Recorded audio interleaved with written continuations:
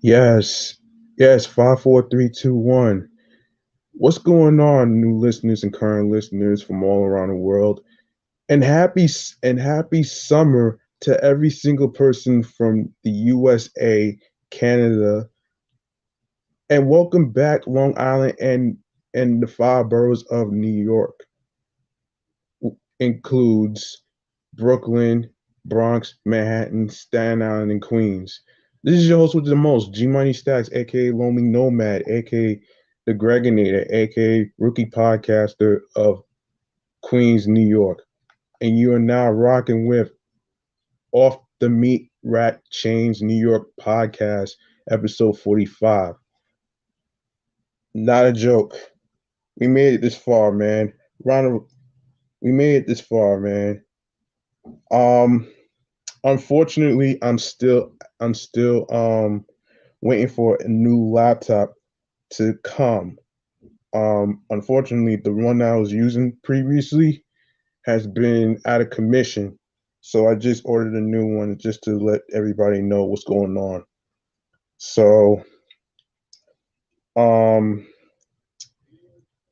anyway, how about a round of applause for making it to 45 episodes?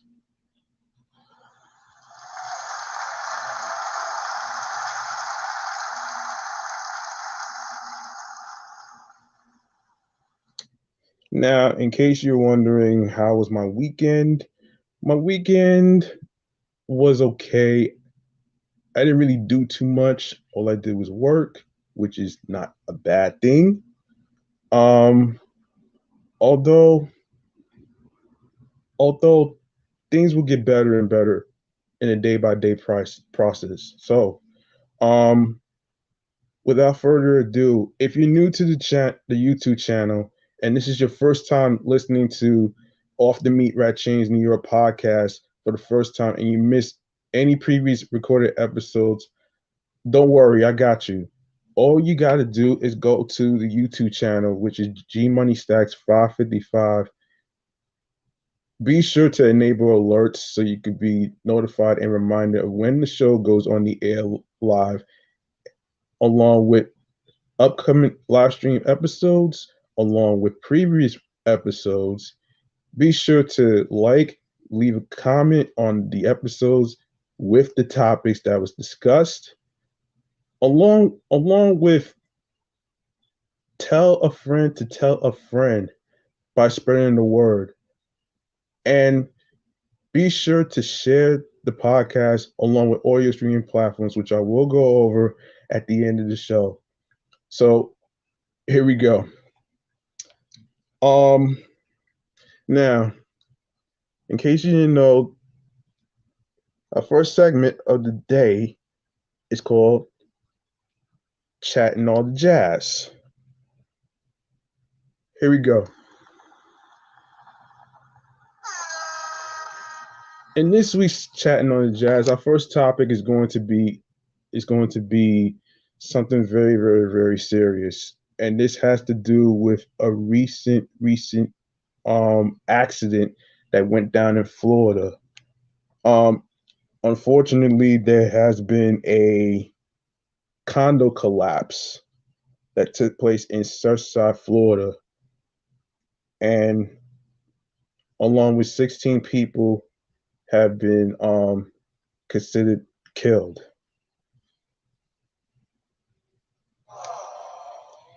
Yeah, it's pretty tragic. But I have an article that'll clarify what I'm about to go into. So here we go. So this is from the New York Times. Um, Surfside, Florida, which is not too far from Miami, Florida, by the way, folks. Um, so article goes like this: atop the grim pile of debris, of detriments and broken concrete on Monday, some of the world's most elite rescue crews tunneled and dug, sometimes with their hands, in hopes of finding hints of the living. As the afternoon dragged on, it appeared their hopes would be dashed for another day. But on an occasion, The workers would pause and bend down and collect what amounted to small, fragile consolation prizes.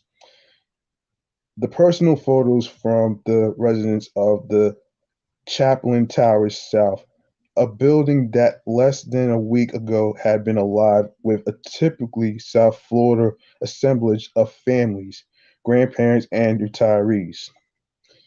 Monday was the fifth day of the extensive search and rescue effort, and the possibility of finding alive any of the 150 people believed to be missing dwindled further.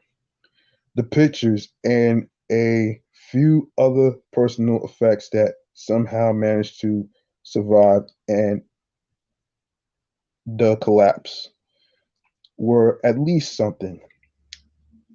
There's not a lot, said Maggie Castro, a firefighter and paramedic for Miami-Dade Fire Rescue and a rescue specialist for Florida Task Force One, one of the elite urban search and rescue teams that have been working on the rubble pile since Friday.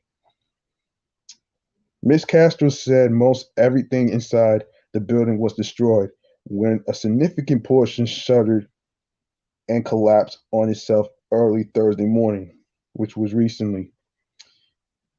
There have been some wallets, some pieces of jewelry, large, larger picture frames we have identified to go back to them, she said. Um, okay. The the careful effort to preserve at least some of the belongings of the people who had lived in the tower is one of many ways that rescue officials are acknowledging that the daunting and sometimes harrowing technical challenges they face are only part of their job. Starting on Sunday, officials began escorting families of the missing to the site to see, close up an emergency response involving hundreds of rescue personnel. Some families have been frustrated and even angry with the slow pace of the rescue work, but Ms. Castro said she hoped the families' ability to see the magnitude of the disaster might help them understand why it is so slow going and perhaps help them process a reality that can still feel like a nightmare. The work on the site has gone slowly, with no good news since a few rescues on Thursday. At Monday news conferences, officials announced that the death tally had risen by two to 11, which has been risen, as I said, been risen from 11 to 16 so far. So therefore, it's 16 fatalities. Um, so in quote, it's one thing to sit somewhere and imagine what is happening, and it's another thing to see it for yourself, she said. For some of them, this might be as close as they get to their families ever again. Officials have explained to families that having too many rescuers on the pile could collapse the narrow voids beneath and further hamper rescue efforts. The families have also seen firsthand the danger rescuers face. On Sunday, one search and rescue worker fell 25 feet down the mound in full of some family members. Oh boy. Um, as agencies from every level government descended on Surfside, which is close to Miami, by the way, and began to outline the contours of an investigation about what went wrong. The White House press secretary Jen Psaki said President Biden would support, an expensive investigation into the disaster, spanning several federal agencies, including the Occupational Safety and Health Administration and the FBI. Okay, quote, certainly we want to play any constructive role we can play with federal resources in getting to the bottom of it and preventing it from happening in the future, Ms. Psaki said to reporters on Monday.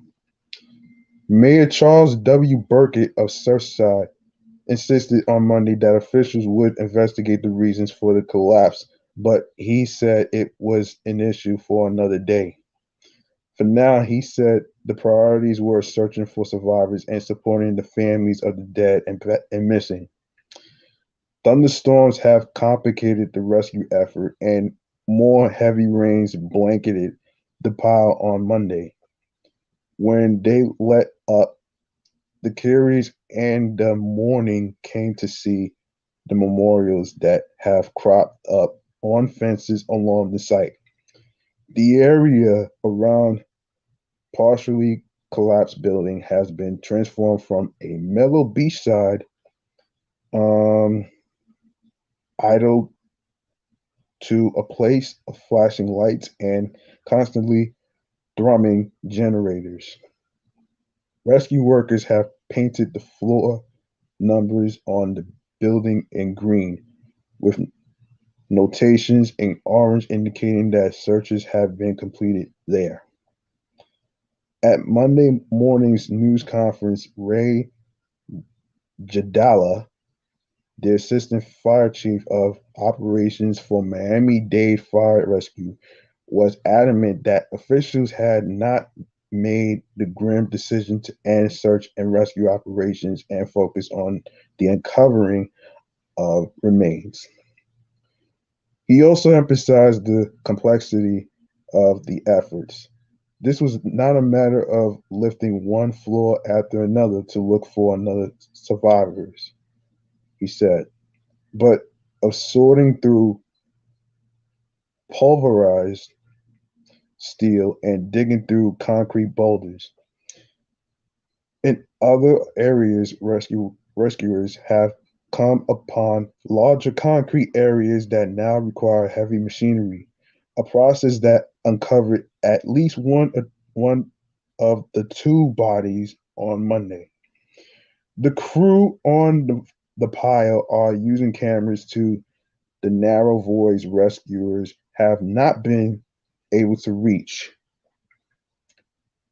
In some cases, they have been following faint sounds, but Chief Jadala cautioned that this was not necessarily proof of survivors. Jadala, yes.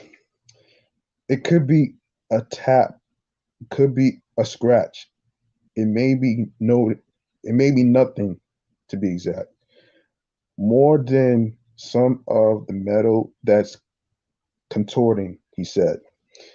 But he said all variables have to be considered before we make a decision to move to the next phase. The broader effort to clear the site and identify remains may take months, based on similar efforts at collapsed buildings, according to experts. In the short run, using DNA provided by the family members to identify bodies takes about 90 minutes. But the medical examiner must also provide additional confirmation of the remains, a process that typically takes one day. By all accounts, the disaster has drawn some of the most talented and experienced search and rescue crews in the world. Some of the rescue teams include veterans of the 2010 earthquake in Haiti, where a few survivors were pulled from the rubble weeks after the main quake. They include Mexico's famed Topos or Moles, a volunteer unit, and specially trained rescuers from the Israel Defense Forces. They have joined South Florida's own urban search and rescue unit, which is also one of the world's best. Leaders and members of Florida Task Force One have trained and held exercises on building collapses at a unique Texas facility known as Disaster City. Ooh, interesting. Um,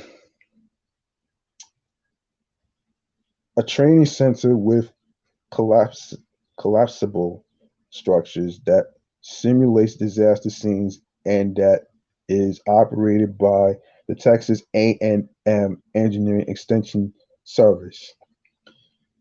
It's 16 to 18 hours that they are spending working, said Jeff Saunders, the director of Texas A&M Task Force One.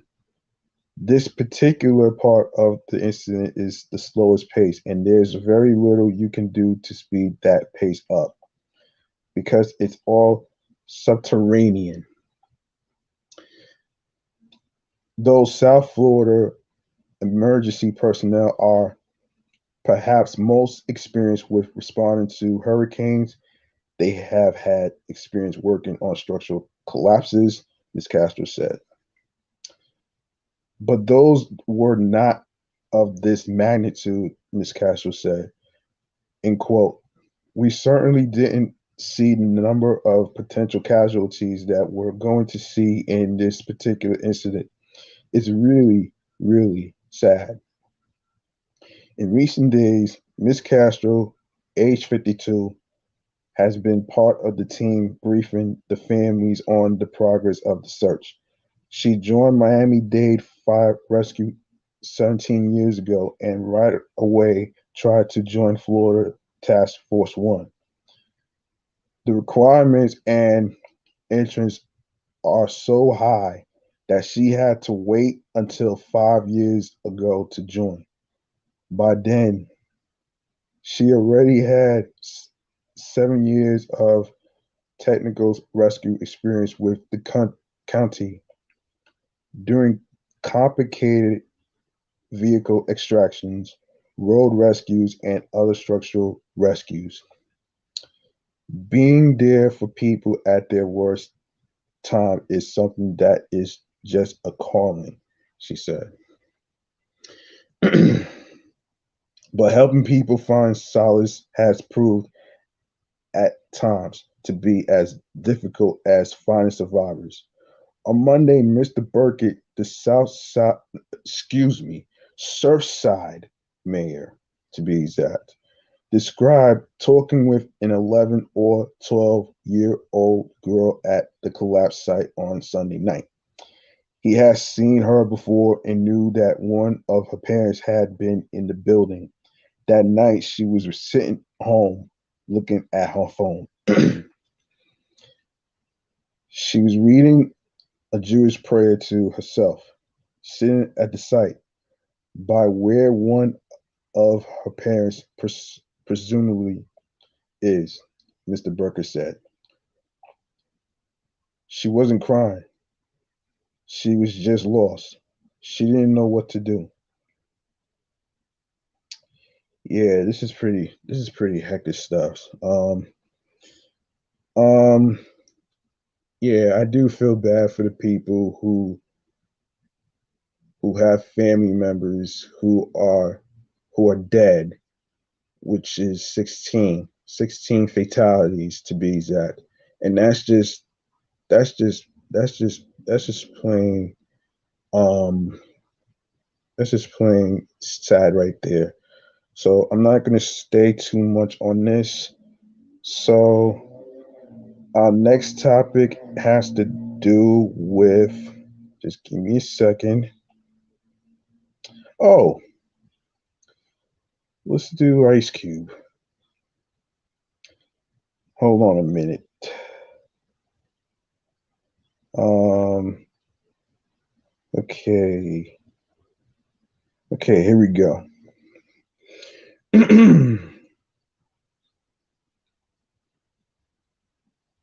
So here's how I'm going to set this up. So Ice Cube the rapper and owner of the Big Three Basketball League, is suing the producer Jinx for unpaid royalties. Man, hold on a minute. This deserves this sound right here.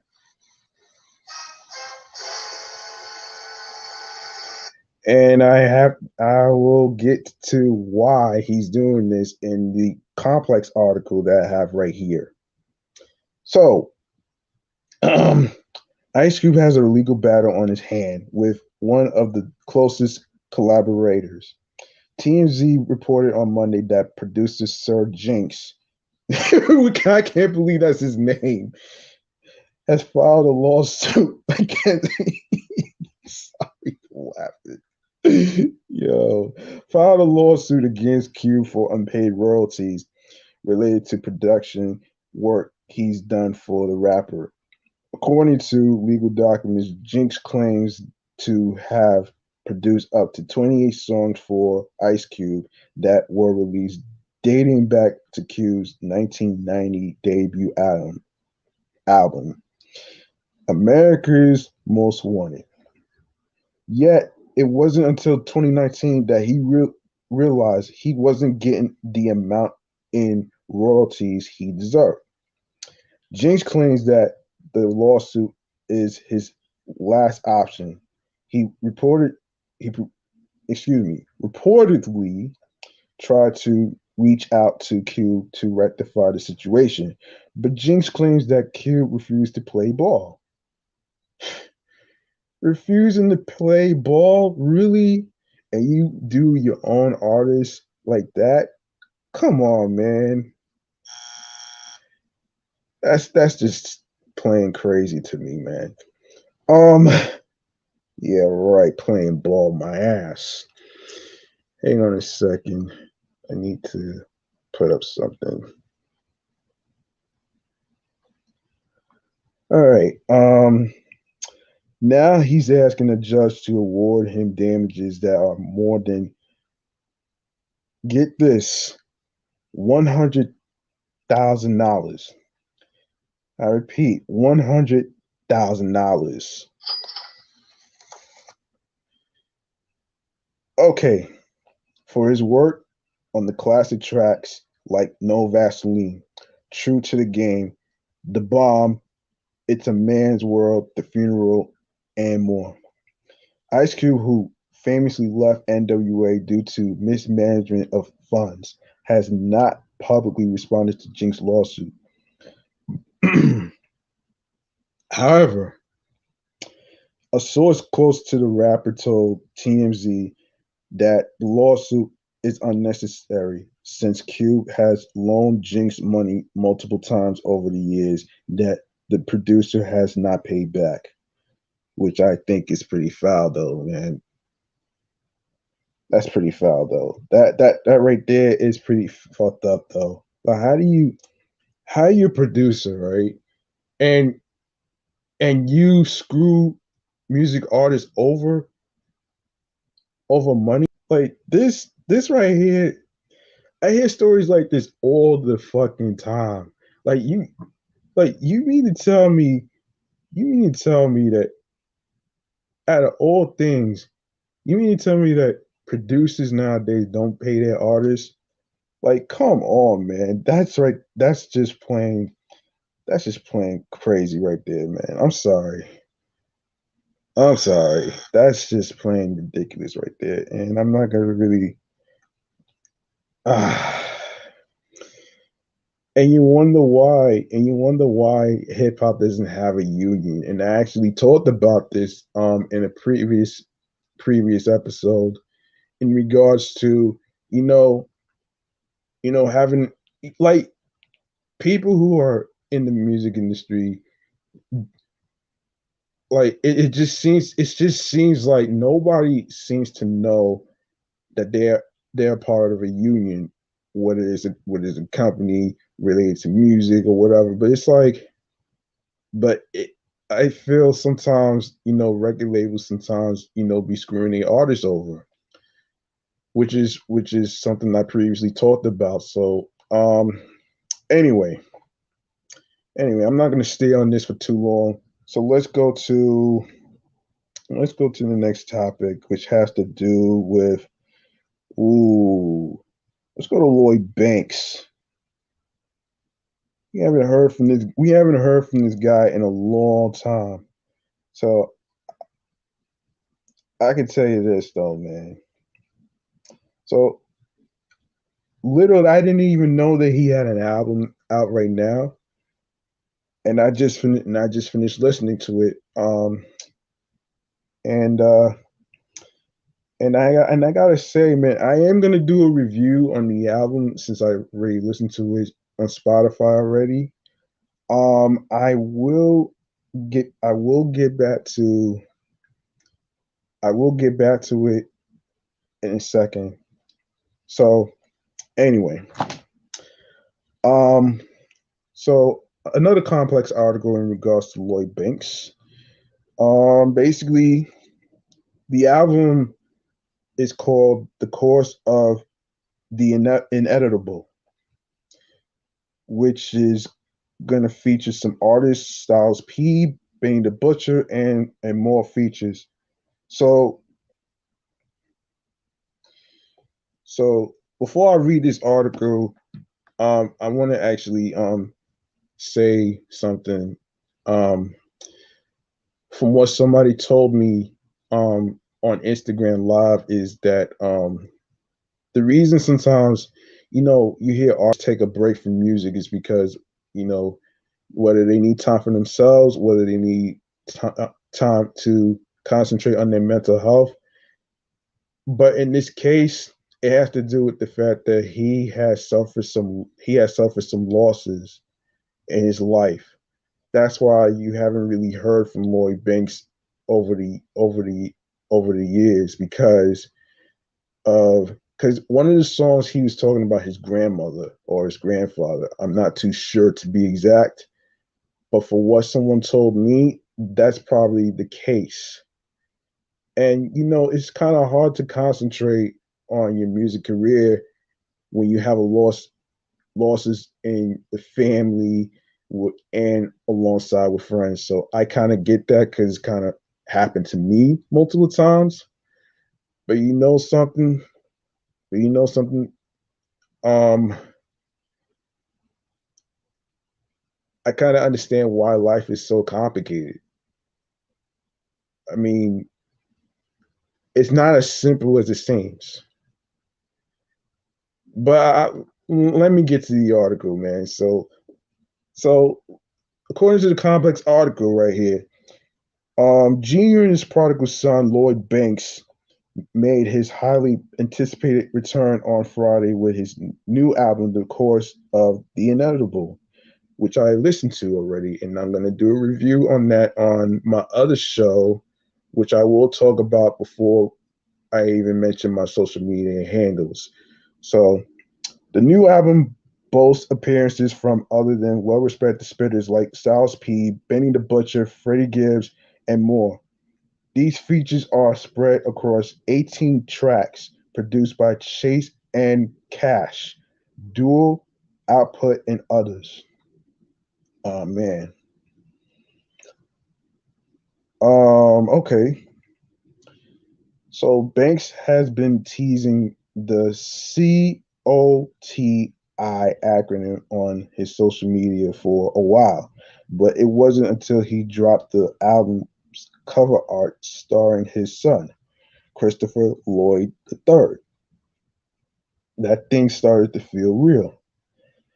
This was paired with a trailer for the project that only added to the anticipation. Hmm. The course of the inevitable marks the end of a drought for Lloyd Banks fans. The album is his first project since 2016's Halloween Havoc 3 4 Days of Fury. It's also the rapper's first official studio album since HFM2, which stands for The Hunger for More 2, dropped in 2010. But this hasn't stopped him from giving fans a few loosies Lucy's.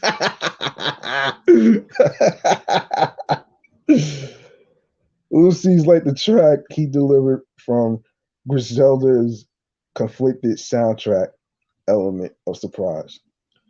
You listen to Lloyd Banks' new album, The Course of the Inevitable, below via Spotify and Apple Music. Yes. Now I will talk about that in the review of my other show that I just previously premiered the first episode that I previously premiered the first episode already on my Twitch channel, which I will discuss that at the end. I'm not going to discuss that right now, so I'm going to go to the actually actually better yet. I'll talk about that after I do Drake. All right. All right. So here's what happened with Billboard when it comes to Drake. So Drake accepts Artist of the Decade award with son Adonis at 2021 Billboard Music Awards. On Sunday night, May 23rd, which was 2 months ago, Drake accepted Billboard's Artist of the Decade award at the 2021 Billboard Music Awards. Honored at the Microsoft Theater in Los Angeles, Drake's OVO team, along with his parents, presented him with the prestigious award. His manager, Future the Prince, had glowing praise for the self-proclaimed Six God, labeling him as the most kind, selfless, generous person we know. And sorry about the cars and trucks and stuff. So I can't do nothing about that. So just bear with me. Um, After viewers watch a montage highlighting his lofty achievements, Drake shouted on stage with his son Adonis by his side. He presented him the award and then humbly discussed his journey to greatness. End quote. I'm ready I'm really so self-conscious about my music, and even if I do a good job, I always wonder how I could have done it better, he said. I rarely ever celebrate anything, and just for anyone watching this wondering how this happened, that's really the answer. It's being so unsure how you are getting it done that you just kind of keep going in the hopes of figuring out the formula. End quote. He added, I know I've spent an incalculable amount of hours trying to analyze all the things that I've did wrong. But tonight, for once, I'm sure as hell we did something right. Headlined by his nine number ones on the Billboard 200, with his latest coming in 2019, Care Package. Drake's dominance began in 2010 with his debut album, Thank Me Later. On the Hot 100 side, he banked number he banked six number ones during that span and shattered a bevy of chart records, including the most Hot 100 top 10s, 45 to date, and overall entries 231. Drake's supremacy earned him the crown on Billboard's Top Artist of 2010s chart.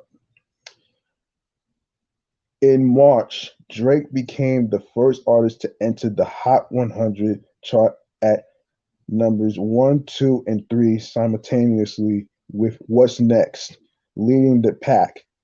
Once the Needs debuted at number 2, while his Rick Ross assisted track Lemon Pepper Freestyle landed at number 3. The Billboard Awards are produced by Dick Clark Productions, which is owned by MRC Penske Media, are co-parent companies of the Billboard. So, a round of applause for Drake.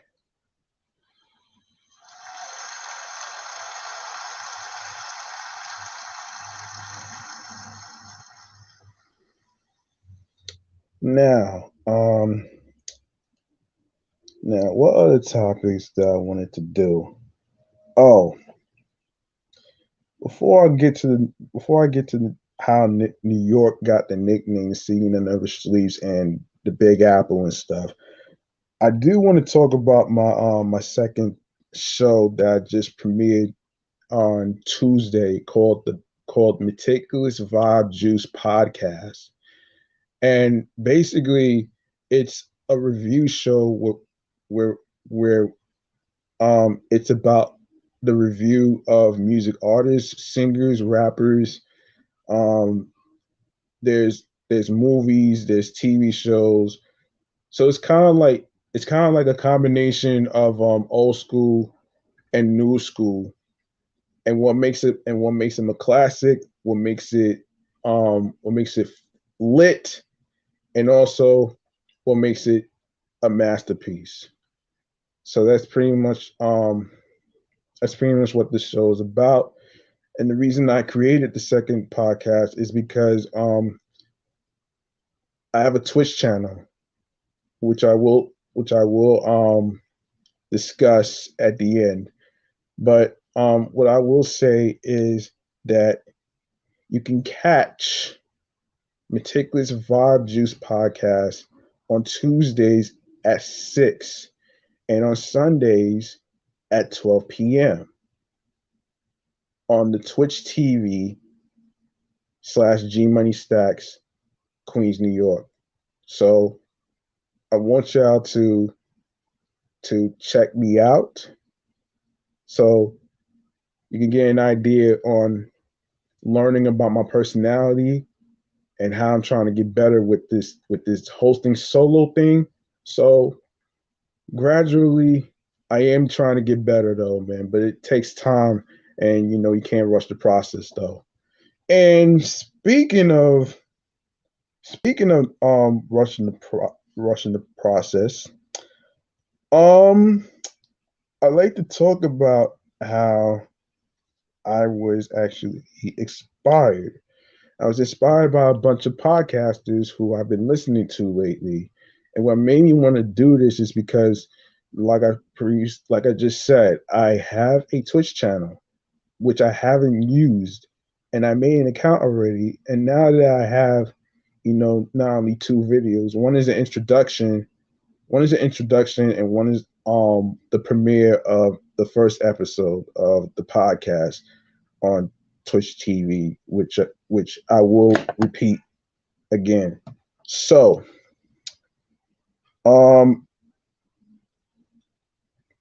let's go to how New York got the nickname "the city that never sleeps," um, the Big Apple, and what else? Hang on a sec. I do want to actually hang on a minute, folks. I do have the article. Okay, here we go. All right. Let me see. So let me see. I just want to get to the part on how I got the nickname. I just want to get to the part. Let me see. Hold on. I know I had it. All right. So let's see. Okay. How did New York get the nickname "the city that never sleeps"? All right, here we go. Let's go to. Okay, we're gonna go to go to the histories behind these nicknames, man, shall we? So this is from theculturetrip.com. So you guys probably gonna get an idea on how it got the nicknames and stuff. So let's just let's just get started. All right. It makes sense that a city as diverse as New York should be known by several different monikers. The home and muse of countless creators, the Big Apple or Gotham, the concrete jungle, or the city that never sleeps, if you prefer, is constantly reinventing itself. Master the many monikers of Metropolis by learning the stories behind New York City's nicknames. Big Apple. While the term Big Apple dates as far as the 1870s, when big red delicious apples were regarded as the best variety of fruit, it wouldn't be linked to New York City until the 1920s. Cool. It was in New Orleans where New York horse race rider John J. Fitzgerald first heard African American stable hands allude to New York's racing industry as the Big Apple. Fitzgerald, a journalist for the New York Morning Telegraph, would borrow the phrase for his sports column, which helped to popularize and connect it to New York City. Everyone from the 1930s Harlem jazz musicians to the 1970s New York Convention and Visitors Bureau President Charles Gillett would promote the moniker, which remains the city's most popular nickname today. Concrete Jungle, that's it. This one is interesting to me. Wow. Concrete Jungle. Oh man. Yeah, let's get to this shit. Um possibly from the vibe Uptown St. Clair's 1949 The Jungle, in which he coined the phrase asphalt jungle. The term concrete jungle has unclear origin. Oh man. The first printed use of the phrase can be traced back to the British zoologist Desmond Morris' The Human Zoo, published in 1969. However, in this book, Morris doesn't write on New York specifically, but rather on cities in general. This use of concrete jungle as a universal descriptor of cities was repeated in Bob Marley's 1972 track of the same name. Did not know that. Wow. How New York City commandeered this term for itself remains unknown. But 2009's worldwide hit Empire State of Mind by Jay-Z solidified New York City's status as the premier concrete jungle. And now,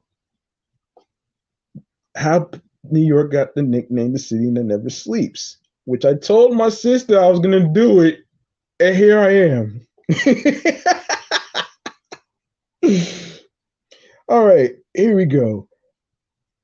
The roots of this New York City nickname can be found close to home. Manhattan's oldest thoroughfare, located near popular neighborhoods such as Soho, Chinatown, the Lower East Side, Nolita, and Little Italy, the Bowery was considered the eye of New York City, prompting Jacob Riis to declare in his 1898 book, Out of Mulberry Street, Stories of Tenement Life in New York City, that the Bowery never sleeps. Some years later, in an article in the September 6, 1912 edition of Indiana's Fort Wayne Daily, attributed the nickname to New York City as a whole. Finally, in 1979, Frank Sinatra would secure the city's status as the city that never sleeps. Wow.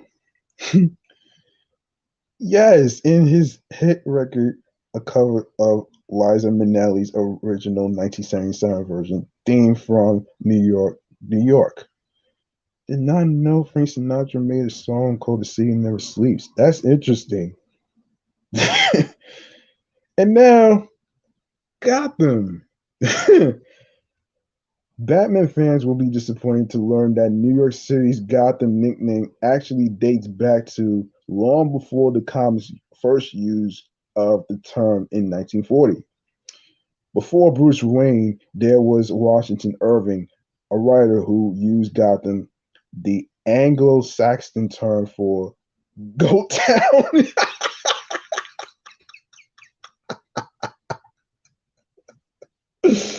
Oh man, Goat Town. Wow, that's funny.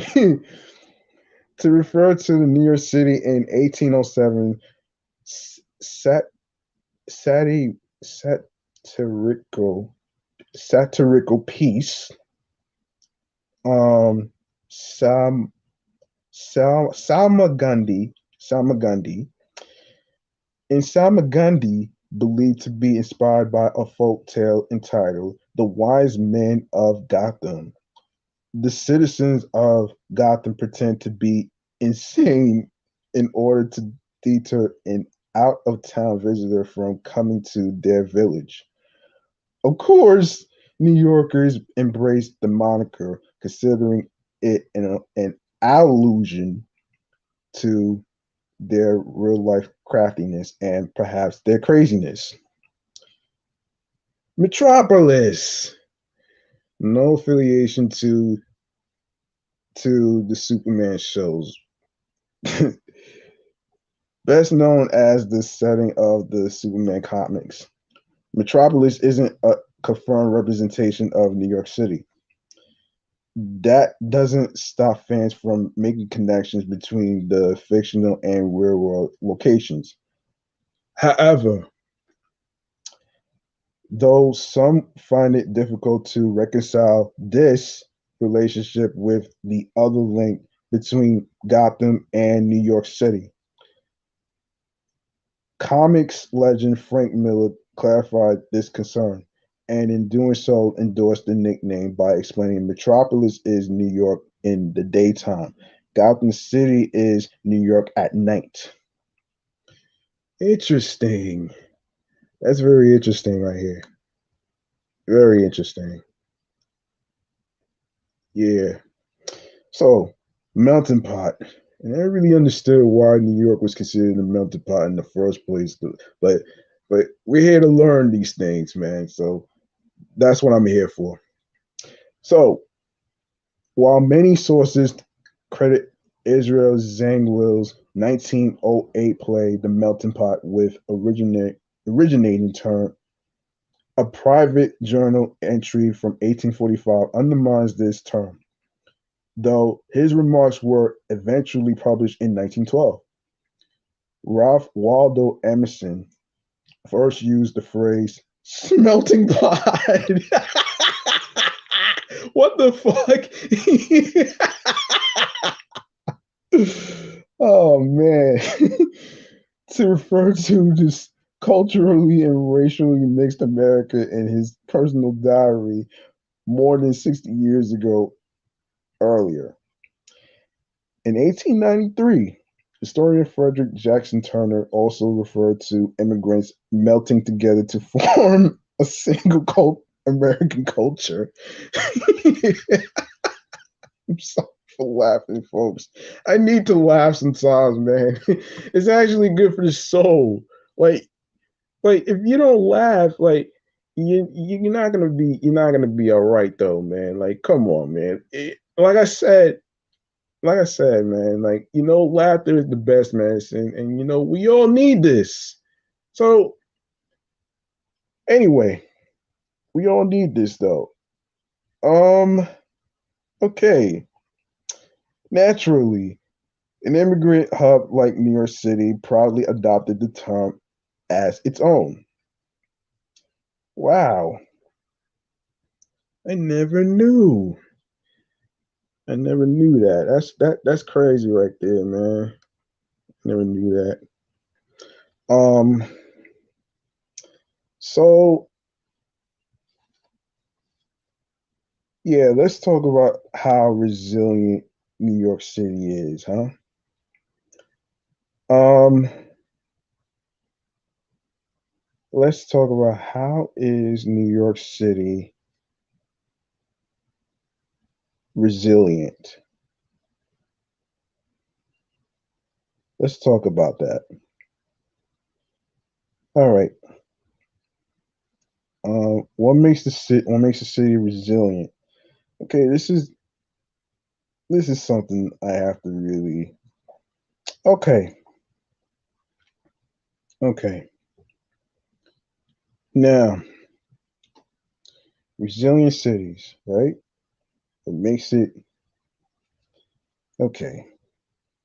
If I'm not mistaken, this is for New York City, by the way. What makes it what makes it so um all right. What makes it what more resilient New York? Okay, let me just let me just okay. Um let me see. All right. Let me get to this is just um hold on a second, folks. I'm trying to get more information about what makes New York City so resilient so I could, get a better idea on on what's what's so good. Okay, here we go. Um I think this article that I'm looking for is gonna actually um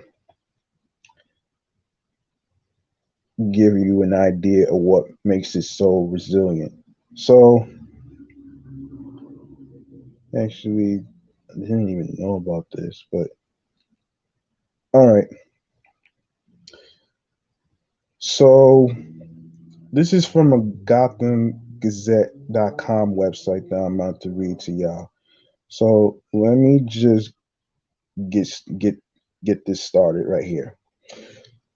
All right. So let's do this. In October 2012, Hurricane Sandy killed 43 people and caused nearly $20 billion in damages and lost productivity in New York City.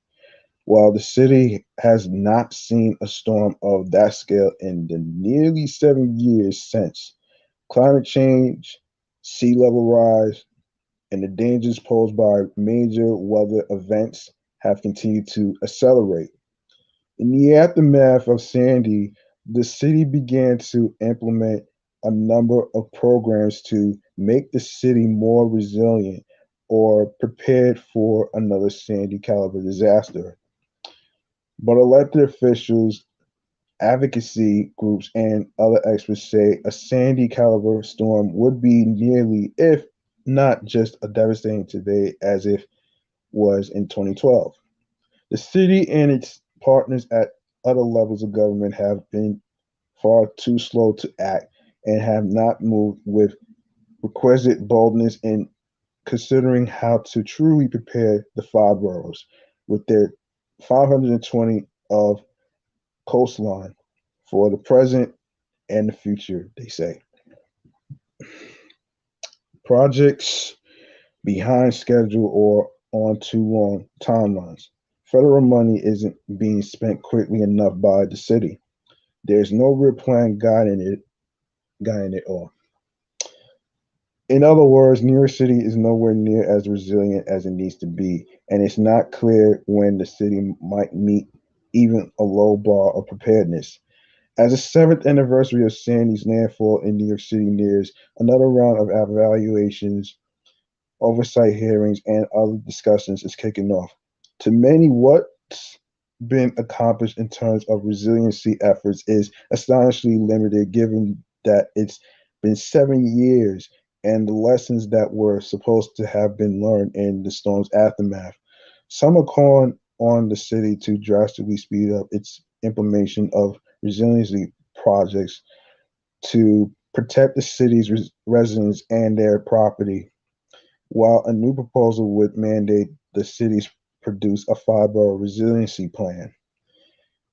Beyond the emergency response, the biggest questions from 7 years ago remain the same today. What is actually being done to prepare New York City for the next big storm and the climate future? And what else should be done as quickly as possible? Where things stand. In June 2013, the year after the storm hit, the city introduced the New York City Special Initiative for Rebuilding and Resiliency, a 19.5 billion program to reinforce disaster protocols and prevent damage from future climate events. The initiative sought to ensure that New York City is ready to withstand and emerge stronger from the impacts of climate change.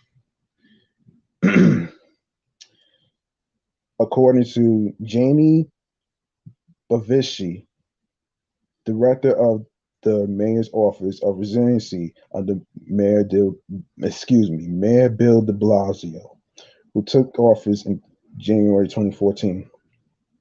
The city is especially concerned with climate change, including sea level rise, hurricanes, extreme precipitation, heat waves, and rising temperatures, according to a spokesperson for the Mayor's Office of Resiliency. Global warming is an emergency, and adapting quickly is an essential necessity. Bavishi said in a statement to Gotham Gazette, "We're investing 20 billion across all five boroughs to help ensure that New York City is ready to withstand and emerge stronger from the impacts of climate change."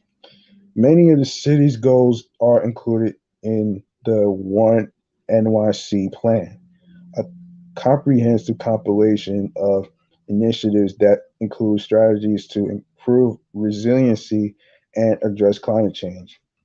By the 2050s, One NYC estimates that the nearly 1 million residents who will live the expanded coastal floodplain will particularly will be particularly vulnerable to coastal flooding, with sea levels expected to rise up to 30 inches, not including the effects of major weather events. High tides will cause flooding twice a day in some areas and permanent inundation in others, according to those projections. Despite agreement on the urgency of the threat, the city has not executed as much as talked about its plans for resiliency, said Eric Goldstein, New York Environment Director at the Natural Resources Defense Council, the SIRR, first released post Sandy by the Bloomberg administration in its final year, and subsequently backed by the de Blasio administration, includes more than 250 separate projects and major coastal flood protection initiatives. Its focus is five especially vulnerable areas: the Brooklyn Queens waterfront, the east and south shores of Staten Island, southeast Queens, South Queens, South Brooklyn, and Lower Manhattan. A good deal of work is in motion, with dozens of projects completed and others moving ahead, but at an overall pace that is surprisingly slow to many. The city has spent less than 54% of the $15 billion that has been funded from the city's $20 billion SIR, according to a May report from City Comptroller Scott Stringer. Okay, quote, "If another Sandy caliber storm struck today, all roads lead to New York being completely shut down," said Brooklyn City Council member Justin Brennan, chair of the Council Committee of Resiliency and Waterfronts at City and State New York's project. Protecting New York Summit on July 31st. Quote, my fear that if Sandy were to happen tomorrow, we see the same effect we saw almost 7 years ago. That's what a lot of my constituents feel as well. Brennan has been surveying coastal areas of the city, including those in his southern Brooklyn district, and plans to hold multiple oversight hearings this fall. He told the Max and Murphy podcast earlier in July. Brennan also discussed the fact that he and City Council member Costa um, Constantinides, chair of the Committee on Environmental Protection, recently introduced a bill to mandate the mayoral um, administration create a fiber resiliency plan with certain specific guidelines. Um, you think that after the Rockaways, Broad Channel, and Southern Brooklyn went underwater in Sandy, we'd be in better shape. Brennan and Constantinides wrote in a recent joint op-ed discussing their bill and plans to assess post-Sandy efforts. The 500,000 New Yorkers who live along our shores have little more than some sandbags, despite scientific models showing that sea levels will rise a foot over the next 30 years. The city's current efforts to become more resilient, often called too piecemeal by Brennan. Constantinides and others can be broken down into improved infrastructure, coastal defenses, and community preparedness.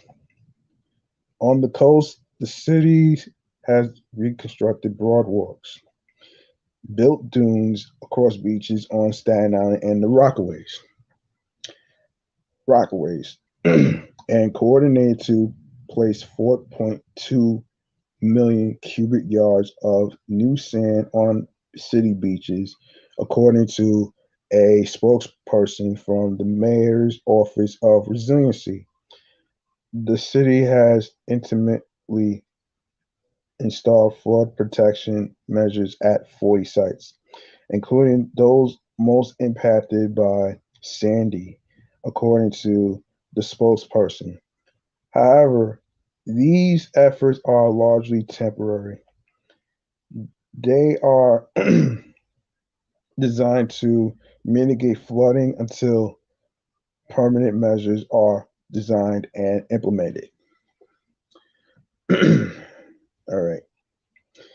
In Lower Manhattan, the city has advanced the Lower Manhattan Coastal Resiliency Project, an approximately $500 million investment in flood risk reduction projects in the Two Bridges neighborhood, the Battery, and Battery Park City. The plan is expected to cover 70% of the Lower Manhattan shoreline, according to the city's One NYC plan. For the remaining 30% of the Manhattan shoreline, which includes the seaport and the financial district, a spokesperson for the mayor's office of resiliency told Gotham Gazette that a 2-year master planning process is expected to be completed in 2021. In terms of creating more resilient infrastructure, the city has focused efforts on upgrading building and zoning codes and investing $1 billion to improve the steam, electric, and natural gas distribution infrastructure of Con Edison facilities. In the aftermath of Sandy, Con Ed agreed to compile a report assessing the effect of the city's changing climate on its electrical grid. The first chapter of the report on heat and humidity was due in 2014. 5 years later, the chapter has not been delivered, with a new deadline for the end of the year. And at a hearing last week discussing Con Ed's response to summer electrical blackouts, Speaker of the City Council called Con Ed's public response inadequate and laughable. The city has also been working with federal partners, specifically emergency management, to create a future flood risk map that can be incorporated into building and zoning codes. The city has also discussed plans to extend the shoreline of the financial district and South Street Seaport somewhere between 50 and 500 feet into the East River. Due to the current proximity of businesses to the shore, implementing land-based adaptation measures would be difficult. Bavishi said at the Protecting New York Summit on a panel alongside Brennan. Any land-based protection feature would have to go deep into the neighborhood, Bavishi said. Instead, the city is planning to build into the water. The city will not be able to complete all this project without funding and relies on the federal system to receive support for many of its projects, Bavishi said at the summit. Funding is a challenge. We have a federal system that funds these kinds of projects in a very reactive way when we inherently want to take proactive action to address these challenges we know are coming, Bavishi said. Our actions will protect Lower Manhattan into the next century. We need the federal government to stand behind cities like New York to meet this crisis head on, de Blasio said in a March press release. However, as the city moves ahead with efforts to fortify parts of Manhattan, many have been critical of its work to prevent flooding in the other boroughs, arguing that their risk remains as high as when Sandy hit in 2012. My goal with the Resiliency and Waterfront Committee is to work with the city to make sure folks in the outer boroughs see what the city is working on in their area, Brennan said at the city and state event. That the city is focused on them as well, not just Lower Manhattan. New Yorkers deserve a mapped out resiliency plan that protects every community instead of a single neighborhood, Constantinides said in a June press release announcing the five-borough resiliency plan legislation. He and Brennan were introducing and referencing what some see as the overfocus on Lower Manhattan. However, city administration officials maintain that they are working equally hard to bring resiliency to the other boroughs in addition to Manhattan. Officials point to efforts to bring dunes to the Rockaways and the importation of sand to the city's beaches. But Brennan and others panned the sand measures as something that might have made sense in 2013 or 2014, but not 7 years after Sandy, when stronger and more permanent resilient measures should either be in place or close to it. Okay, let me see. All right, I ain't gonna read all this. You can read all this on your own at GothamGazette.com. Now, I will say this though, what New York is and what makes it so resilient. And as a proud New Yorker who is from Queens, New York, by the way, I would say what makes New York so resilient is, the difficult challenges. As I was reading to you guys about the whole idea on how it was able to survive the aftermath of Hurricane Sandy, and also what makes it so resilient is that we don't give up, especially especially when it comes to things to do. Like, we have, like, New York has the best foods. All right. New York has the best foods, the amusement parks, the performance venues, sports events, parties. I mean, you just name it though. And that's what makes me so proud of New York though. Even though there's been some, you know, difficult challenges that they had to face, but at the end of the day, they didn't give up without a fight. And that's what makes New York so proud. And that's why it got the nicknames the Big Apple, the city that never sleeps, Concrete Jungle, which I couldn't believe, and along with other nicknames. And that's basically how I feel about that. And and speaking of which, I want to do a dedication. I want to do a dedication segment to the people who created a clothing line, and and this is going to be a segment called the Black Owned Shout Out Trendsetters. The Black Owned Shout Out Trendsetters. All right, that's what it's called. So let's do a double air horn for this segment right here for the Black Owned Trendsetter Shout Out Trendsetters.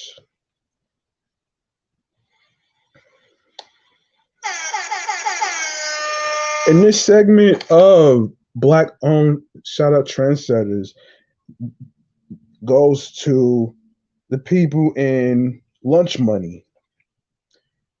And hang on a sec, and I do have this. Hang on a minute.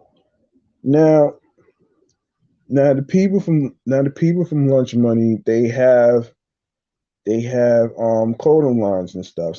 This is their clothing line. They have about everything. They have your t-shirts, their hoodies, sweatsuits, limited editions, sweatpants, and season two, whatever that is. So I'm just gonna click on it. And this is a lunch money game time. And now their clothing line is called Lunch Money 87. Now, now they have your pink diamonds, fluorescent diamonds, red diamonds, neon de Janeiro hoodie. They have hats, bling for champions, shorts, Mickey Trucker. Man, Starbucks Cash Money, bling black hoodie, champion. You just name it, man. And they also have the baseball cap to go along with it, though. Now, if you would like to know more, and if you like to purchase, and you would like to purchase your your clothing from Lunch Money 87, all you gotta do is go to their website. And the website is Lunch Money Brand 87. If I get this right, Lunch Money Brand 87 bigcartel.bigcartel.com. That's Lunch Money Brand 87.bigcartel.com. All right. And and that was your segment of Black owned trendsetter shoutouts. If you would like to be added to the segment, whether you whether you have a business or whatever product brand you want to shout out, it's all free of charge. all you gotta do is let me know in my Instagram, which is G Money Stacks 555 in Queens, New York. Or you can even go to the podcast page off the Meatrack Chainz New York podcast to DM your your business, what your product is and what it's about, what's the story. All that is welcome, free of charge, all right? And speaking of free of charge, um, I would like to actually go over the I gotta be live with something else, man. um, so I like to go over something actually. If you like what you heard, feel free to show some love by making a donation to support the podcast. You can either go to my PayPal, which is paypal.me/gmoneystacks, Queens, New York. And another way you could do that is my Cash App, which is $G Money Stacks 555. That's $GMoneyStackz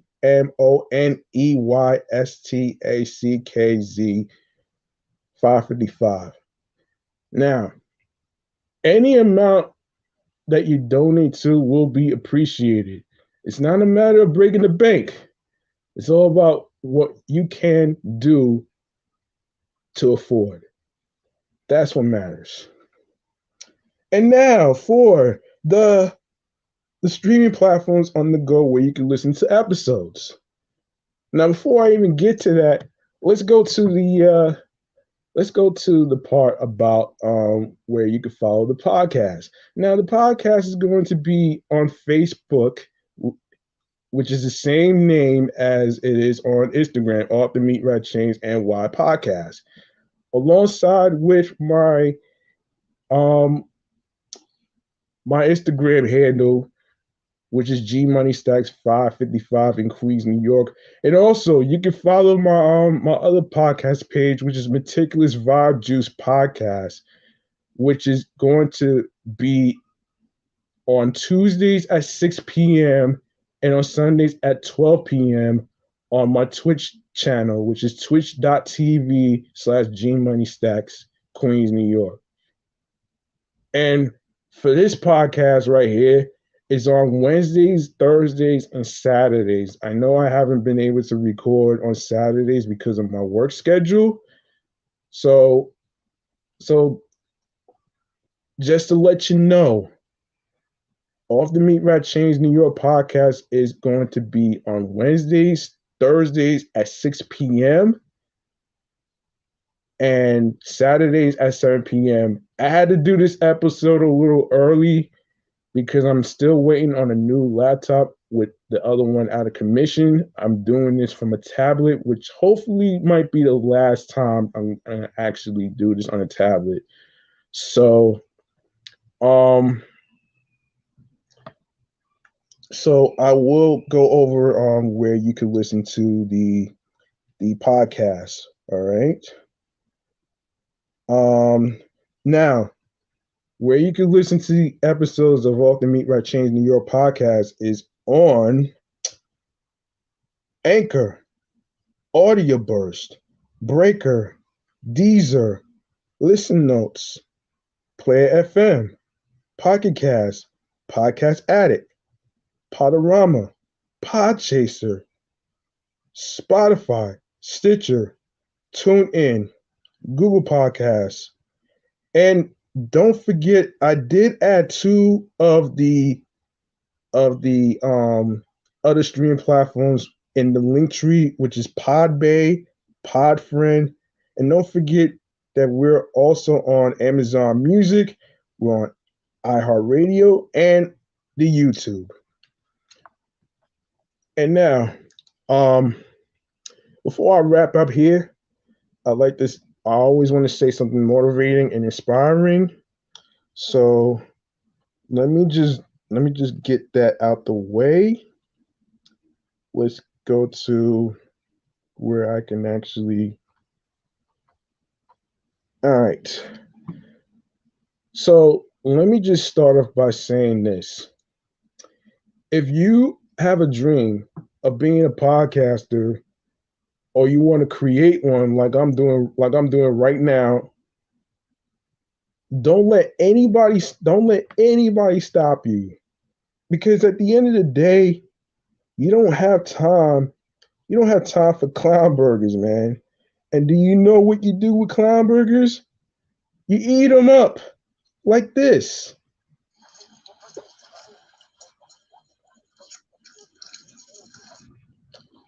And don't let anybody try to ruin your dreams of what you're trying to do. So basically, if I can empower somebody on how to be inspired, it's based on your confidence, it's based on your instincts, and basically this is what it's all about. It's about inspiring one another. It's not about competition. It's not about going against each other. Look, I'll say this though. I'm not gonna let the whole idea of success, get the best of me. Because at the end of the day, that's not basically who I am as a person. But although I have to actually wrap up here, so I'd like to say thank you for listening to episode 45.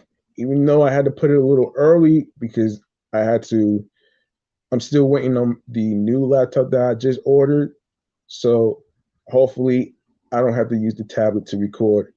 So I'd like to say thank you to every new listener and current listener out there that's been tuning in to Off the Meatrack Chainz New York podcast, 45 episodes in the books. All right. So give a round of applause for 45 episodes in the books, shall we?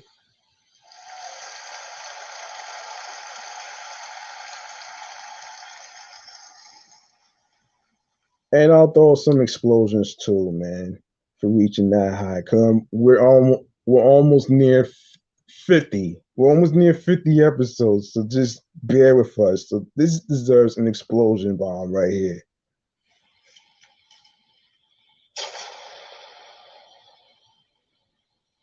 And another one.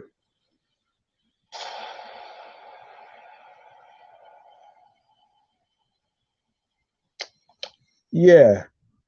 Thank you so much for listening, tuning in, rocking with me, even though everybody's doing their own thing. I like to make sure that they're doing good. I don't want to be a burden to anybody that's that's trying to do well with their careers and stuff. So it'll really mean a lot to me if I didn't be a burden to nobody. So you know what I'm saying? Um anyway, this is G Money Stacks clocking out right now, man. And I appreciate every single new listener and current listener out there that's been rocking with me and not giving up on me. So I'm gonna be out of here. Peace and one love.